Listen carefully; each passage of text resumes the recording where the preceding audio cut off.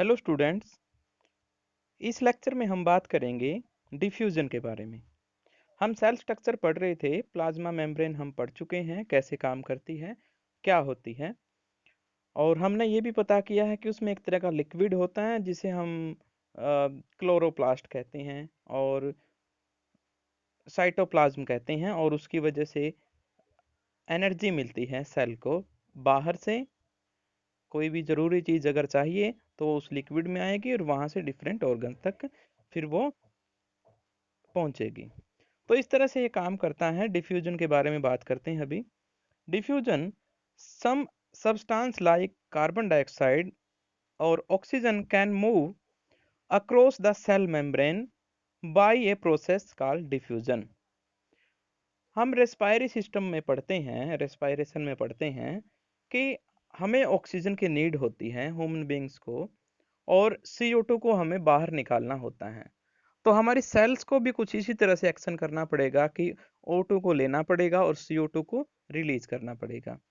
तो ये जो प्रोसेस होती है ये सेल मेम्ब्रेन के थ्रू होती है। ऑक्सीजन वहाँ से ले ली जाती है और CO2 वहाँ से रिलीज कर दी जाती है, और ये प्रोसेस कहलाती है diffusion.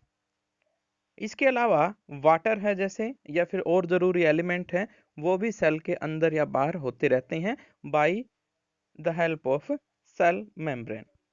Diffusion is the spontaneous movement of molecule from a region of its higher concentration to a region of its lower concentration।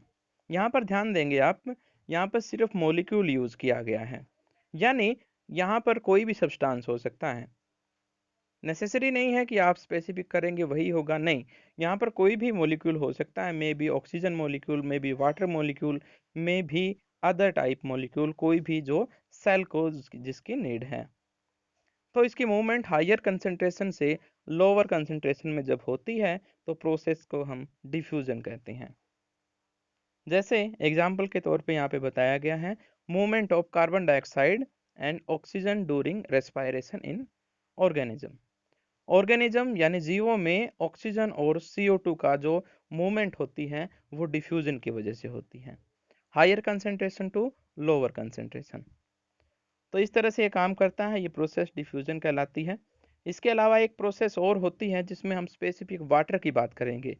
The movement of water molecule through a selectively permeable membrane. यहाँ पर selection हुआ है, यानी सिर्फ water का selection हुआ है, बाकी एलिमेंट ना अंदर आएंगे ना ही बाहर जाएंगे। Movement of water from higher concentration to lower concentration is called as osmosis. Osmosis में हम वाटर की बात करेंगे, वाटर मूव करेगा higher concentration to lower concentration. बाकी डिपेंड करता है सॉल्यूशन कैसा है। सॉल्यूशन का मतलब यहाँ पर किस तरह का सेल के चारों तरफ सॉल्यूशन है।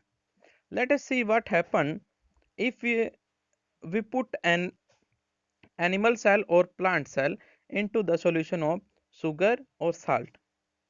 साल्ट या शुगर का कोई सॉल्यूशन लीजिए, डाइल्यूट सॉल्यूशन टाइप। वो डिपेंड करता है आप किस तरह का एक्सपेरिमेंट परफॉर्म करती हैं। एक बार आप डाइल्यूट लीजिए, मतलब बहुत कम अमाउंट में साल्ट उसमें डाला गया है या शुगर उसमें बहुत कम अमाउंट में डाली गई है। दूसरी बार हम ऐसा करेंगे, उसको कंसनट्रेटेड कर देंगे, यानी साल्ट को ज़्यादा कर देंगे, शुगर को ज़्यादा कर देंगे। तो उसमें एक एनिमल सेल और एक प्लांट सेल ऐड करके देखते हैं क्या रिजल्ट हमें मिलता है। तो अगर कंडीशन ऐसी हो जाए कि सेल वाटर गेन कर ले, यानी अपने अंदर एब्जॉर्ब कर ले, तो हम उस सॉल्यूशन को हाइपोटोनिक सॉल्यूशन कहेंगे। एक ऐसा सॉल्यूशन जिसमें से वाटर सेल के अंदर चला जाए वो हाइपोटोनिक सॉल्यूशन कहलाएगा, यानी जिसमें वाटर की कंसंट्रेशन ज़्यादा है। ऐसा सॉल्यूशन जिसमें वाटर की कंसंट्रेशन ज़्यादा है as compare to water present in cell, वो सॉल्यूशन कहलाएगा हाइपोटोनिक सॉल्यूशन। ऐसे ही एक और प्रोसेस होती है जिसमें हम बात करते हैं कि कई बार क्या होता है, सेल की जो मेम्ब्रेन है, सेल मेम्ब्रेन, वो दोनों डायरेक्शन में मूवमेंट करवा देती है वाटर की, और उसमें से भी सिलेक्शन होगा, पानी दोनों तरफ जाएगा, बाहर भी और अंदर भी। अब यहाँ पर दोनों में से एक प्रोसेस में ज़्यादा पानी जाता है, या तो ज़्यादा पानी बाहर जा सकता है या ज़्यादा पानी अंदर आ सकता है। उस बेस पर यहाँ पर हम कह सकते हैं एक और प्रोसेस होगी। Water molecule will pass across the plasma membrane in both direction, but more water molecules will enter the cell than will leave। यहाँ पर बात कही गई है कि प्लाज्मा मेम्ब्रेन जो है उसमें वाटर की मूवमेंट दोनों तरफ हो रही है, लेकिन ज़्यादा मूवमेंट किस तरफ हो रही है? एंटर की तरफ। बाहर की तरफ मूवमेंट कम है। इस तरह की जो मूवमेंट होती है उसे हम एंडो ऑस्मोसिस कहते हैं। अब बात करते हैं दो और तरह के सॉल्यूशन यहाँ पर हैं। If the medium surrounding the cell is exactly of same water concentration as the cell.